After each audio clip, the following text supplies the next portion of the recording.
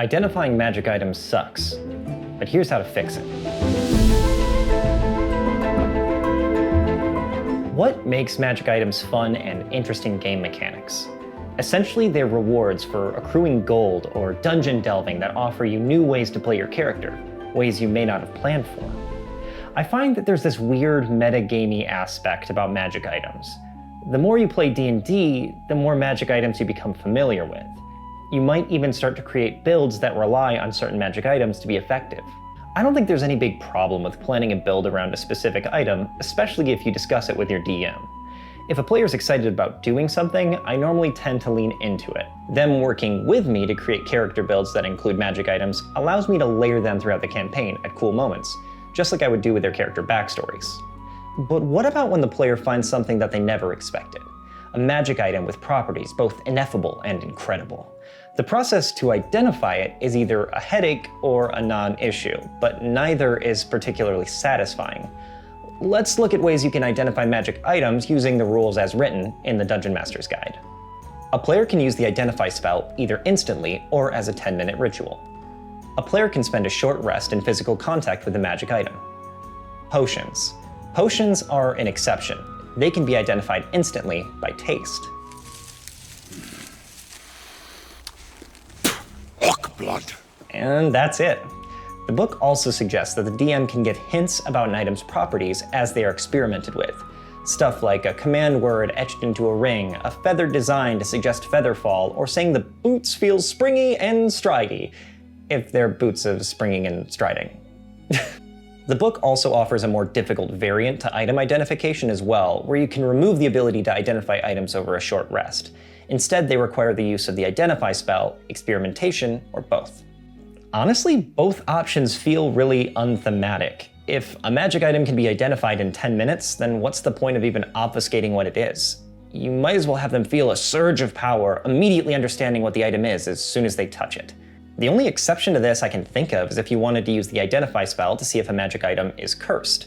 Seems like a good use of the spell, right? Except that on page 139 of the Dungeon Master's Guide, it states that the Identify spell doesn't reveal whether an item is cursed or not. So in the end, it's pretty useless. I could really get in the weeds here, as curses are their own can of worms, so I'm gonna tackle them in their own video.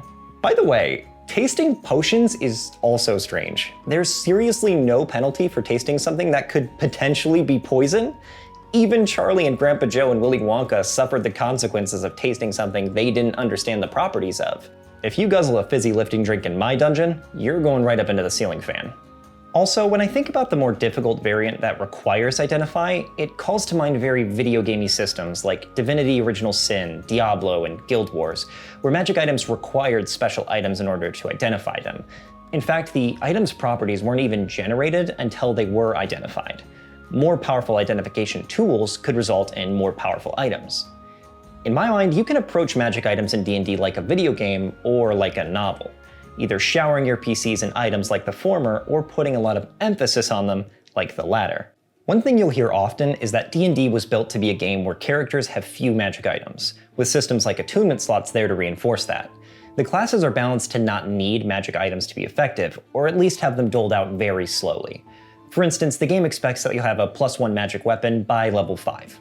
It's not like you're wrong if you want to shower your players in magic items that they can immediately use or put in their bench of holding, but since the design of D&D and its thematic inspirations are low in magic items, I want to emphasize what makes magic items cool. Let's look at how the Lord of the Rings handled identifying magic items. Sting. Sting is a +1 short sword with the hidden property that it glows around its favorite enemy, orcs.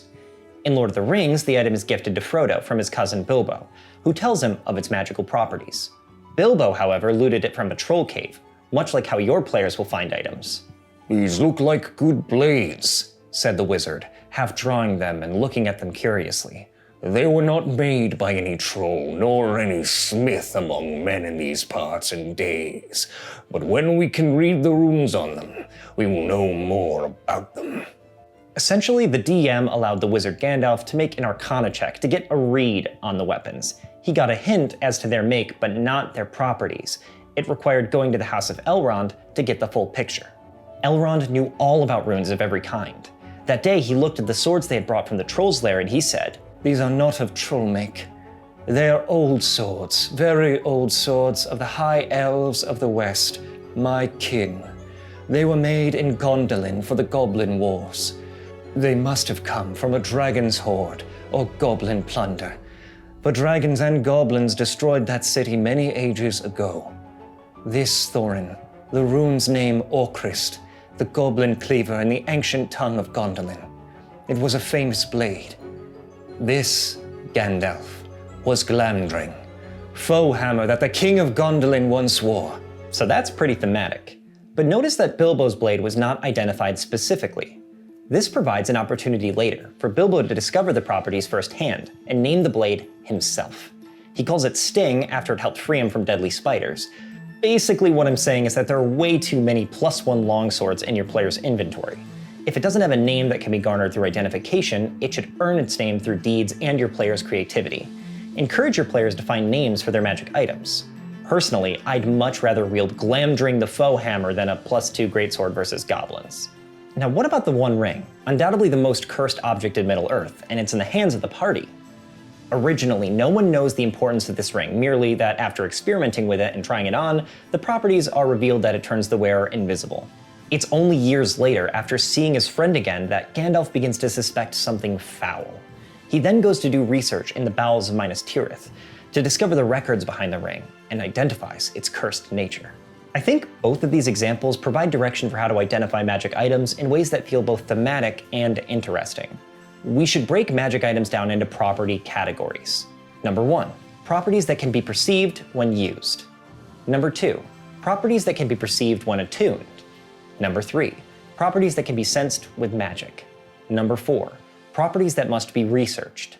Number 5, properties that reveal themselves under certain conditions.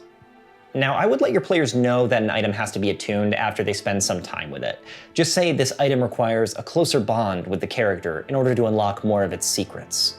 Some magic items may begin and end at the first 2 categories, the properties being easy enough to understand through simple trial and error over the course of an hour-long short rest. However, some of these items may only appear to hold these easily perceived properties, but secretly hold other attributes. The One Ring is an example of such an item. This means that not all properties will be revealed via the Identify spell now. I would tell your players about this nerf before they choose to take the spell, though honestly with this design the spell is more useful than rules as written. The spell now immediately identifies property categories 1 and 2, and maybe gets a sense of category 3 depending on you the DM. They might get a whiff of evil magic, or understand that there are hidden properties on the item that have yet to be unlocked. This still gives your players important, usable information without killing all the challenge and mystique behind the magical item. In order to get a better sense of what the magical item's properties are, they may need to take it to an expert on this specific item, not just some high-level wizard in a tower. If it's an item of dwarven make, take it to the dwarves. They may also do some research as a downtime activity to try and discover the properties themselves. Set the DC based on their intelligence modifier and the likelihood that the place they're researching has information about this specific magic item. The final category are magic items that only show their true colors under specific circumstances. This could be a bow that shoots invisible arrows during moonless nights, or a shield with a face that smiles and grows stronger when it protects the innocent. These hidden properties could be discovered through research, but if they happen naturally, I'd encourage you as the DM to unlock them for your players and reveal the mechanical details. And that's it. To summarize, don't let identify or short rests kill the fun and thematic mystery behind magic items. Divide your magic items into properties that you reveal to the players as they are discovered. Thanks so much for watching. If you liked the video, please like, subscribe, and share this video with your gaming group. My name is DeHart, and hold on, I think this video may have some dark secrets within it. Whatever, see you.